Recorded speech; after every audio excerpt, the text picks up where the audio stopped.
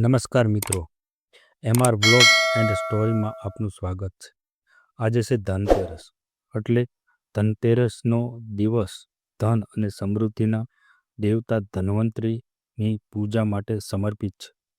એક લોકપ્રિય વાર્તા રાજા હેમની છે.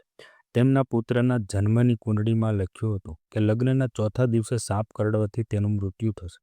રાજાના પુત્રના લગ્ન થયા અને ચોથા દિવસે તેમની પત્નીએ નક્કી કર્યું કે તેના પતિને સુવા દેશે નહીં.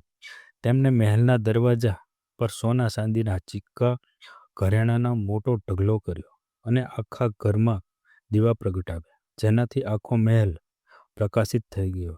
જ્યારે મૃત્યુના દેવતા યમદૂત સાપના રૂમમાં આવ્યા ત્યારે તેજસ્વી દીવાઓ અને ધન સંપત્તિની ચમકથી તેમની આંખો અંજાઈ ગઈ. તે ઢગલાને પાર કરીને યુવક સુધી પહોંચી ન શક્યા અને આખી રાતને સિક્કાના ઢગલા પર બેસીને વાર્તાઓ અને ગીતો સાંભળ્યા.